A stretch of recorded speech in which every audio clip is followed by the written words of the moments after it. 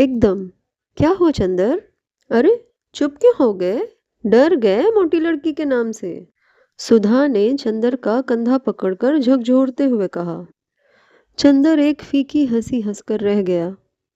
चुपचाप सुधा की ओर देखने लगा।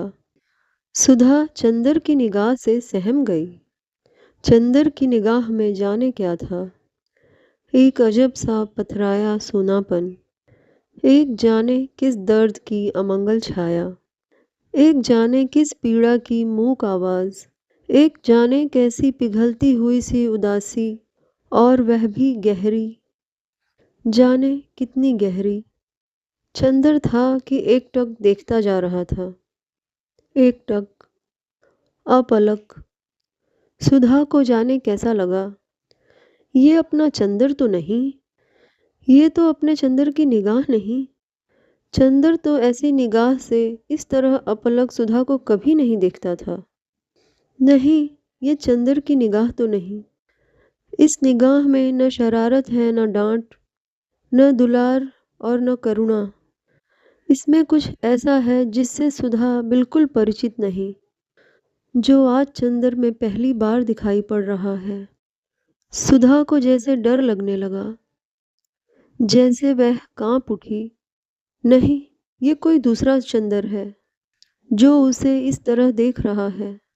ये कोई अपरिचित है, किसी दूसरे देश का कोई व्यक्ति जो सुधा को। चंदर, चंदर, तुम्हें क्या हो गया? सुधा की आवाज मारे डर के कांप रही थी। उसका मुंह पीला पड़ गया, उसकी सांस बैठने लगी थी। चंदर, और उसका जब कुछ बस न चला तो उसकी आंखों में आंसू छलक आए। हाथों पर एक गरम गरम बूंद आकर पड़ते ही चंदर चौंक गया। अरे सुधी, अरे पगली, रो मत।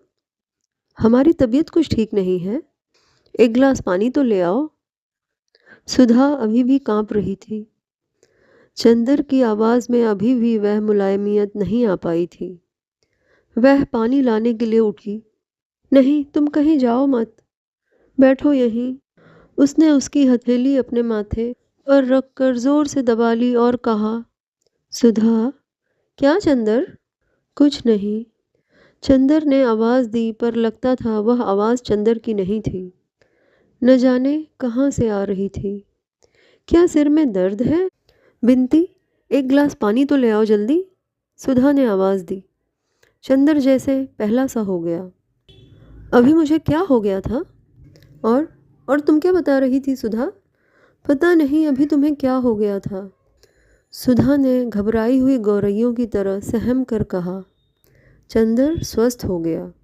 कुछ नहीं सुधा, मैं ठीक हूँ। मैं तो यूं ही तुम्हें परेशान करने के लिए चुप था, उसने हंसकर कहा। हाँ, चलो रहने दो, तुम्हारे सिर में दर्द ज़रूर है, सुधा बोली।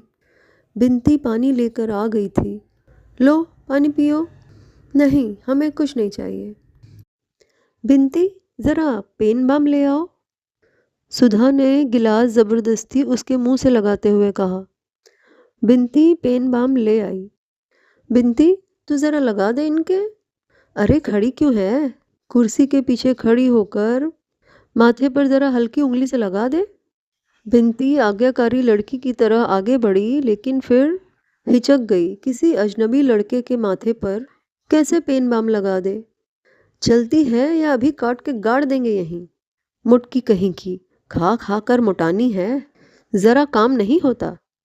बिनती ने हार कर पेन बाम लगाया। चंदर ने उसका हाथ हटा दिया तो सुधा ने बिनती के हाथ से पेन बाम लेकर कहा, लाओ हम लगा दे। बिनती पेन बाम देकर चली गई। सुधा ने हाथ बढ़ाया तो चंदर हटा दिया। सीधे से बैठो। सुधा चुपचाप बैठ गई तो चंदर बोला, अब बताओ क्या बात कर रही थी? हाँ, बिनती के ब्याह की ना। उनके ससुर तो बहुत ही भद्दे मालूम पड़ रहे थे। क्या देखकर ब्याह कर रही हो तुम लोग? पता नहीं क्या देखकर ब्याह कर रही हैं बुआ। असल में बुआ पता नहीं क्यों बिनती से इतना चिढ़ती हैं। वह तो चाहती हैं किसी तरह बोझ टले सिर से, लेकिन चंदर, ये बिनती बड़ी खुश है। ये तो चाहती है किसी तरह जल्दी से ब्याह हो।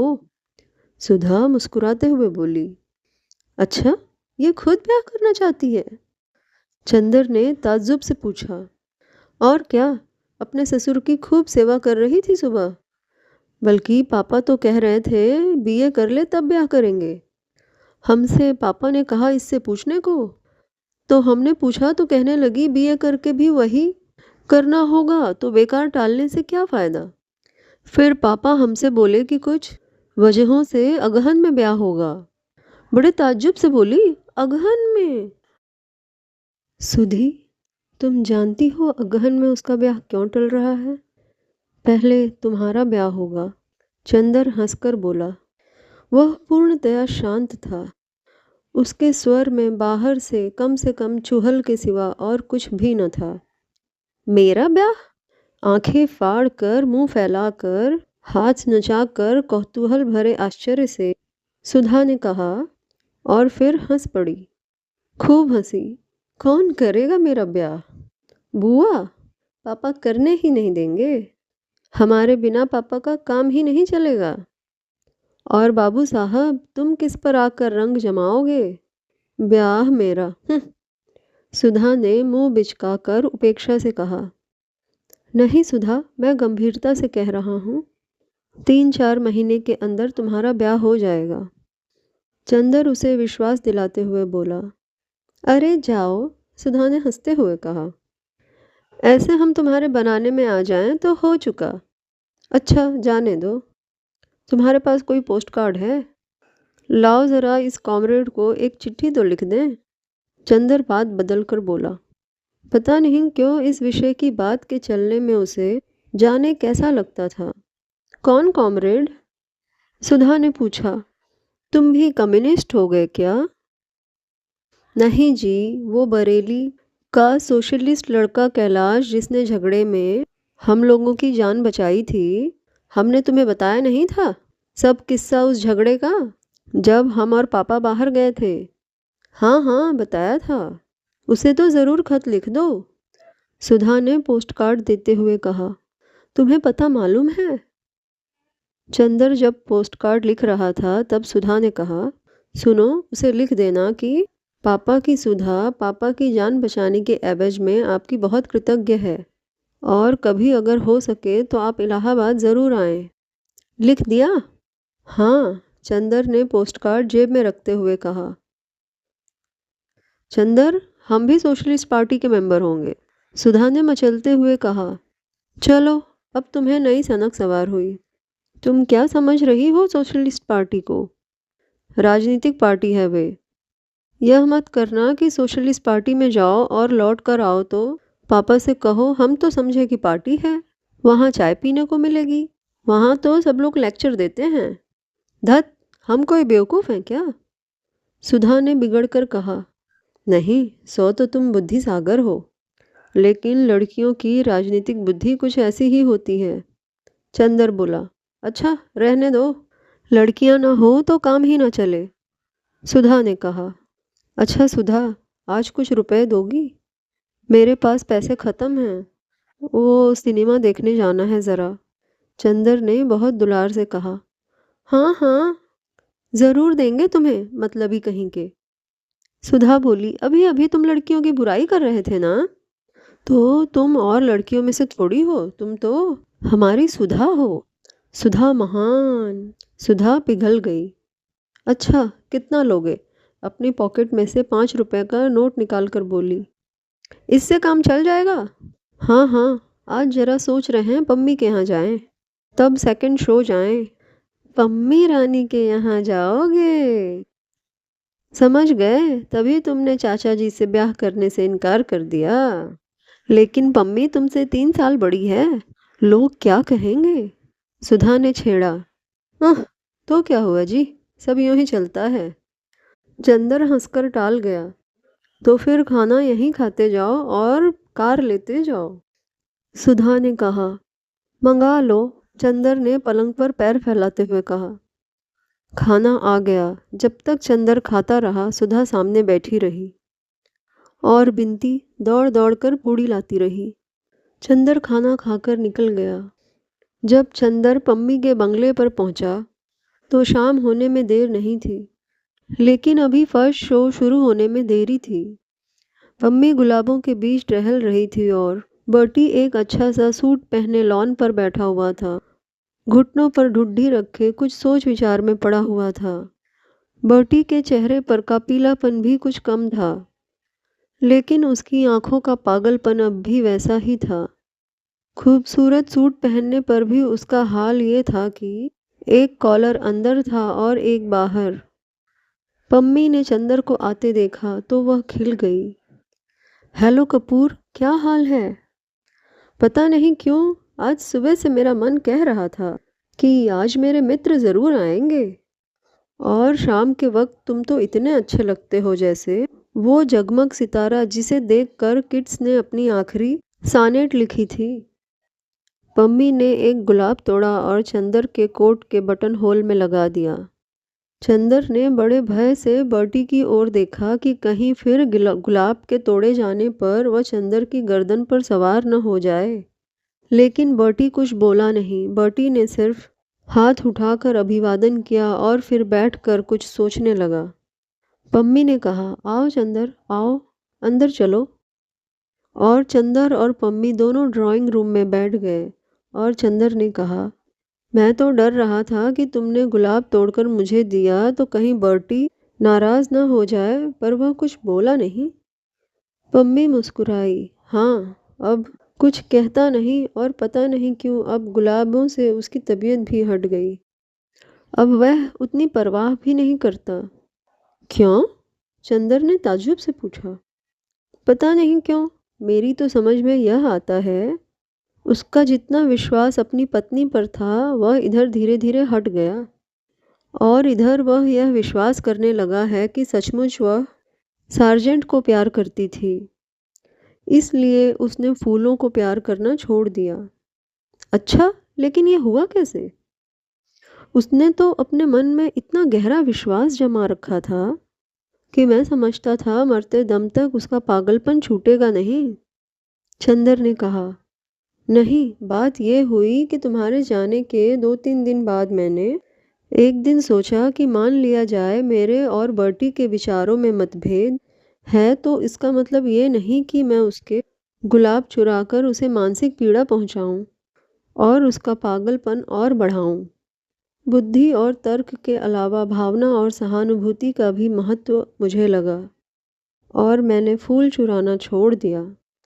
2-3 दिन वह बेहद खुश रहा, बेहद खुश। तो मुझे भी बड़ा संतोष हुआ कि लो, बर्टी शायद ठीक हो जाएगा। लेकिन तीसरे दिन सहसा उसने अपना खुरपा फेंक दिया, कई गुलाब के पौधे उखाड़कर फेंक दिए और मुझसे बोला, अब तो कोई फूल भी नहीं चुराता, अब भी वह इन फूलों में नहीं मिलती।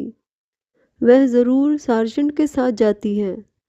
वह मुझे प्यार नहीं करती, हरगिज़ नहीं करती। और वह रोने लगा।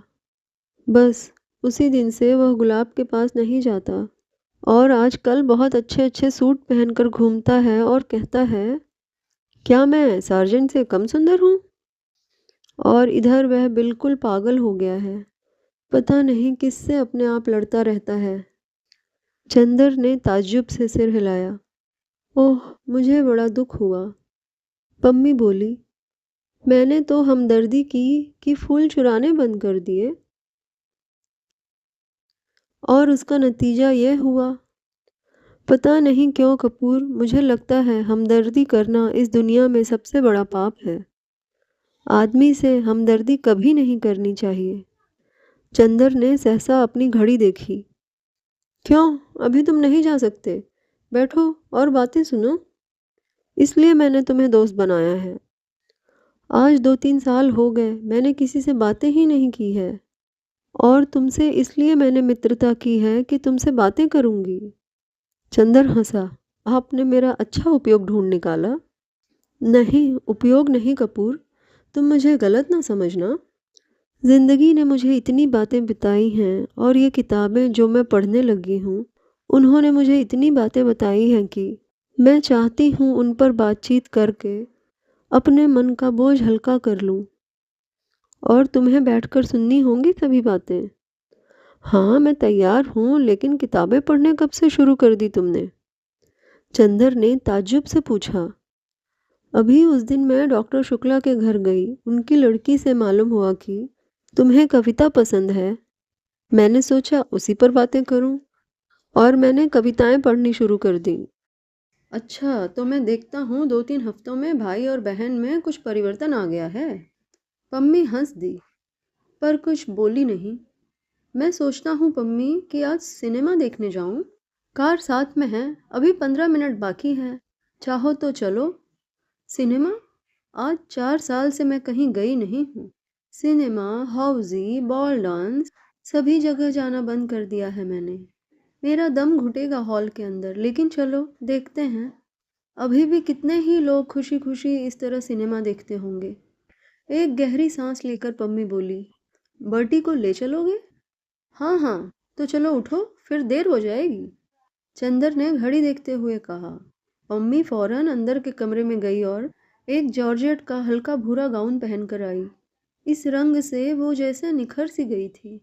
चंदर ने उसकी ओर देखा तो वह लजा गई और बोली, इस तरह से मत देखो, मैं जानती हूँ ये मेरा सबसे अच्छा गाउन है। इसमें कुछ अच्छी लगती होंगी। चलो। और आकर उसने बेतकल्लुफी से उसके कंधे पर हाथ रख दिया। दोनों बाहर आए तो बर्टी लॉन पर घूम रहा था।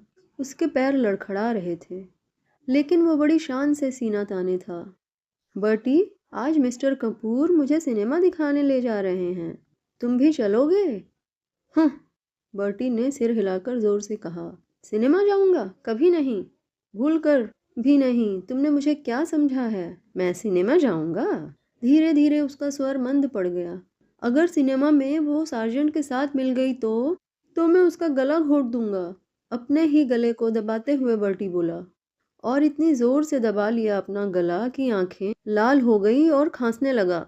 खांसी बंद हुई तो वह बोला, वह मुझे प्यार नहीं करती, वह सार्जेंट को प्यार करती है। वह उसी के साथ घूमती है। अगर वो मिल जाएगी सिनेमा में तो मैं उसकी हत्या कर डालूंगा, और फिर पुलिस आएगी और खेल खत्म हो जाएगा। तुम जानते हो मिस्टर कपूर, मैं उससे कितना नफरत करता हूँ। लेकिन नहीं, कौन जानता है मैं नफरत करता हूँ, और वह मुझे कुछ समझ में नहीं आता। मैं पागल हूँ। और वह सिर थाम कर बैठ गया। पम्मी ने चंदर का हाथ पकड़कर कहा, चलो, यहाँ रहने से उसका दिमाग और खराब होगा। आओ। दोनों जाकर कार में बैठे। चंदर खुद ही ड्राइव कर रहा था। पम्मी बोली, बहुत दिन से मैंने कार ड्राइव नहीं की है। लाओ, आज मैं ड्राइव करूं। पम्मी ने स्टीयरिंग अपने हाथ में ले ली। चंदर इधर बैठ गया। थोड़ी देर में कार रेजेंट के सामने जा पहुंची। चित्र था सलामी, हेयर शी डांस। सलामी जहां वह नाची थी। चंदर ने टिकट लिया और दोनों ऊपर बैठे। ऊपर भीड़ कम थी, सिर्फ 3-4 ही लोग थे। ये लोग दूर एक सीट पर जाकर बैठ गए। अभी न्यूज़ रील चल रही थी। सहसा पम्मी ने कहा, कपूर, सलामी की कहानी मालूम है ना? क्या ये कोई उपन्यास है? चंदर ने पूछा। नहीं, ये बाइबल की एक कहानी है। असल में एक राजा था, हैराद। उसने अपने भाई को मारकर उसकी पत्नी से अपनी शादी कर ली। उसकी भतीजी थी सलामी, जो बहुत सुंदर थी और बहुत अच्छा नाचती थी। हैराद उस पर मुग्ध हो गया, लेकिन सलामी एक पैगंबर पर मुग्ध थी। पैगंबर ने सलामी के प्रणय को ठुकरा दिया। एक बार हैराद ने सलामी से कहा, अगर तुम नाचो तो मैं तुम्हें कुछ दे सकता हूँ। सलामी नाची और पुरस्कार में उसने अपना अपमान करने वाले पैगंबर का सिर मांगा। हैराद वचनबद्ध था। उसने पैगंबर का सिर तो दे दिया, लेकिन बाद में इस भय से कि कहीं राज्य पर कोई आपत्ति न आ जाए, उसने सलामी को भी मरवा डाला। चंदर को यह कहानी बहुत अच्छी लगी। तब तो चित्र बहुत ही अच्छा होगा। उसने सोचा, सुधा की परीक्षा है, वरना उसको भी ले आता। लेकिन क्या नैतिकता है इन पाश्चात्य देशों की कि अपनी ही भतीजी पर मुग्ध हो गया। उसने पम्मी से कहा, लेकिन हैराद अपनी भतीजी पर ही मुग्ध हो गया तो क्या हुआ? यह तो काम वासना है मिस्टर कपूर। काम वासना कितनी भयंकर शक्तिशाली भावना है, यह भी शायद तुम नहीं समझते। अभी तुम्हारी आंखों में बड़ा भोलापन है। तुम रूप की आग से संसार से दूर मालूम पड़ते हो, लेकिन शायद 2-1 साल बाद तुम भी जानोगे कितनी भयंकर चीज़ है। आदमी के सामने वक्त बेवक्त, नाता रिश्ता, मर्यादा अमर्यादा कुछ भी नहीं रह जाता। वह अपनी भतीजी पर मोहित हुआ तो क्या? मैंने तो तुम्हारे यहाँ एक पौराणिक कहानी पढ़ी थी जिसमें महादेव अपनी लड़की सरस्वती पर मोहित हो गए थे। महादेव नहीं, ब्रह्मा, चंदर बोला। हाँ हाँ, ब्रह्मा, मैं भूल गई थी। यह तो काम वासना है, आदमी को कहाँ ले जाता है जिसका अंदाजा भी नहीं किया जा सकता। तुम तो अभी बच्चे की तरह भोले हो, और ईश्वर न करे कि तुम कभी इस प्याले का शरबत चखो। मैं भी तो तुम्हारी इसी पवित्रता को प्यार करती हूँ। पम्मी ने चंदर की ओर देखकर कहा, तुम जानते हो मैंने तलाक क्यों दिया? मेरा पति मुझे बहुत चाहता था, लेकिन मैं वैवाहिक जीवन के वासनात्मक पहलू से घबरा उठी। मुझे लगने लगा मैं आदमी नहीं हूँ, बस मांस का लोथड़ा हूँ जिसे मेरे पति जब चाहे मसल दे। जब चाहे। ऊब गई थी मैं। एक गहरी नफरत थी मेरे मन में। तुम आए तो तुम बड़े पवित्र लगे। तुमने आते ही प्रणय याचना नहीं की। तुम्हारी आंखों में भूख नहीं थी, हमदर्दी थी, स्नेह था, कोमलता थी, निश्चलता थी। मुझे तुम काफ़ी अच्छे लगे। तुमने मुझे अपनी पवित्रता देकर जिला दिया। चंदर को एक अजब सा गौरव अनुभव हुआ, और पम्मी के प्रति एक ऊंची आदर भावना। मैंने पवित्रता देकर जिला दिया? सहसा चंदर के मन में आया, लेकिन ये उसके व्यक्तित्व की पवित्रता किसकी दी हुई है? सुधा की ही ना। उसी ने तो सिखाया है कि पुरुष और नारी में कितने उच्च संबंध रह सकते हैं। क्या सोच रहे हो? पम्मी ने अपना हाथ कपूर की गोद में रख दिया। कपूर सिहर गया, लेकिन शिष्टाचारवश उसने अपना हाथ पम्मी के कंधे पर रख दिया। पम्मी ने 2 क्षण के बाद अपना हाथ हटा लिया और बोली, कपूर, मैं सोच रही हूँ कि यदि यह विवाह संस्था हट जाए तो कितना अच्छा हो। पुरुष और नारी में मित्रता हो, बौद्धिक मित्रता और दिल की हमदर्दी। यह नहीं कि आदमी औरत को वासना की प्यास बुझाने का प्याला समझे और औरत आदमी को अपना मालिक। असल में बनने के बाद ही पता नहीं क्यों संबंधों में विकृतता आ जाती है। मैं देखती हूँ कि यदि प्रणय विवाह भी होते हैं तो असफल हो जाते हैं, क्योंकि विवाह के पहले आदमी औरत को ऊंची निगाह से देखता है, हमदर्दी और प्यार की चीज़ समझता है, और विवाह के बाद सिर्फ वासना की। मैं तो प्रेम में भी विवाह पक्ष में नहीं हूँ, और प्रेम में भी वासना का विरोध करती हूँ, लेकिन हर लड़की ऐसी ही थोड़ी होती है। चंदर बोला, तुम्हें वासना से नफरत हो, पर हर एक को तो नहीं है। हर एक को होती है। लड़कियां बस वासना की झलक, एक हल्की सिहरन, एक हल्की गुदगुदी पसंद करती हैं। बस उसी के पीछे उन पर चाहे जो दोष लगाया जाए। लेकिन अधिकतर लड़कियां कम वासना प्रिय होती हैं, और लड़के ज़्यादा। चित्र शुरू हो गया और वह चुप हो गई, लेकिन थोड़ी ही देर में मालूम हुआ कि चित्र भ्रमात्मक था। वह बाइबल के सलामी की कहानी नहीं थी। वह एक अमेरिकन नर्तकी और कुछ डाकुओं की कहानी थी। पम्मी ऊब गई, और जब डाकू पकड़कर सलामी को एक जंगल में ले गए तो इंटरवल हो गया और पम्मी ने कहा, अब चलो। आधे ही चित्र से तबीयत ऊब गई। दोनों उठ खड़े हुए और नीचे आए। कपूर, अब की बार तुम ड्राइव करो, पम्मी बोली। नहीं, तुम ही ड्राइव करो, कपूर बोला। कहाँ चले? पम्मी ने स्टार्ट करते हुए कहा। जहाँ चाहो, कपूर ने विचारों में डूबे हुए कहा। पम्मी ने गाड़ी खूब तेज चला दी। सड़कें साफ थी। पम्मी का कॉलर फहराने लगा और उड़कर चंदर के गले पर थपकियां लगाने लगा। चंदर दूर खिसक गया। पम्मी ने चंदर को देखा और बजाय कॉलर ठीक करने के गले का एक बटन और खोल दिया, और चंदर को पास खींच लिया। चंदर चुपचाप बैठ गया। पम्मी ने एक हाथ स्टेयरिंग पर रखा और एक हाथ से चंदर का हाथ पकड़े रही, जैसे वह चंदर को दूर ही नहीं जाने देगी। चंदर के बदन में एक हल्की सिहरन नाच रही थी। मगर क्यों? शायद इसलिए कि हवा ठंडी थी, या शायद इसलिए कि उसने पम्मी का हाथ अपने हाथ से हटाने की कोशिश की। पम्मी ने हाथ खींच लिया और कार के अंदर की बिजली जला दी।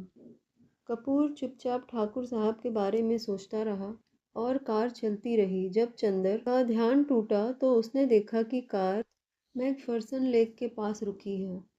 दोनों उतर गए। बीच में सड़क थी। इधर नीचे उतरकर झील और उधर गंगा बह रही थी। 8 बजा होगा।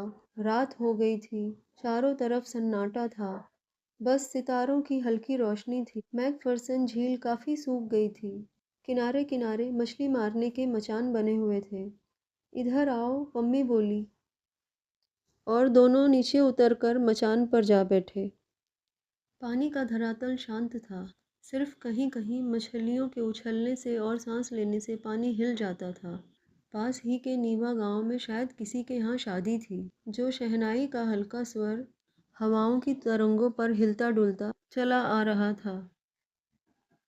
दोनों चुपचाप थे। थोड़ी देर बाद पम्मी ने कहा, कपूर, चुपचाप रहो, कुछ बात मत करना। उधर देखो, पानी में सितारों का प्रतिबिंब देख रहे हो? चुपके से सुनो, सितारे क्या बात कर रहे हैं। पम्मी सितारों की ओर देखने लगी और कपूर चुपचाप पम्मी की ओर देखता रहा। थोड़ी देर बाद पम्मी सहसा एक बांस से टिककर बैठ गई। उसके गले के 2 बटन खुले हुए थे और वह आंखें बंद किए हुए बैठी थी। चंदर ने उसकी ओर देखा, फिर जाने क्यों उससे उसकी ओर देखा नहीं गया। वो सितारों की ओर देखने लगा। सहसा पम्मी ने आंखें खोल दी और चंदर का कंधा पकड़कर बोली, कितना अच्छा हो अगर आदमी संबंधों में हमेशा एक दूरी रखे, वासना न आने दे। ये तारे हैं, देखो कितने नज़दीक हैं, करोड़ों बरस से साथ हैं, लेकिन कभी भी एक दूसरे को छूते तक नहीं। तभी तो संग निभ जाता है। सहसा उसकी आवाज़ में जाने क्या छलक आया कि चंदर जैसे मदहोश हो गया।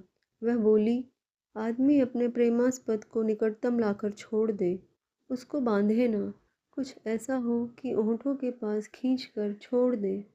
और पम्मी ने चंदर का माथा होठों तक लाकर छोड़ दिया।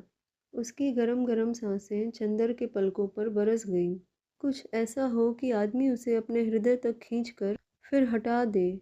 और चंदर को पम्मी ने अपनी बाहों में खींचकर अपने वक्ष तक लाकर छोड़ दिया। वक्ष की गरमाई चंदर के रोम रोम में सुलग उठी। वह बेचैन हो उठा।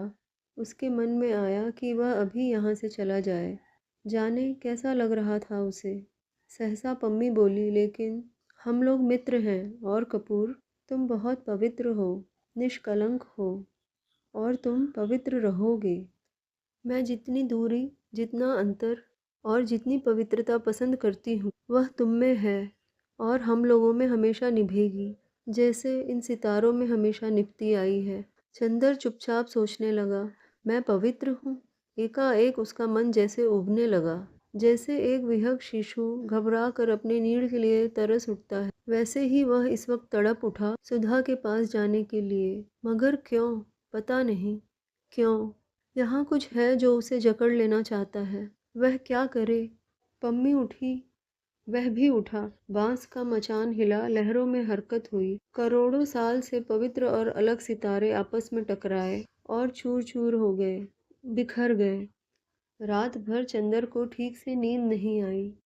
अब गर्मी काफी पड़ने लगी थी। एक सूती चादर से ज्यादा नहीं ओढ़ा जाता था और चंदर ने वह भी ओढ़ना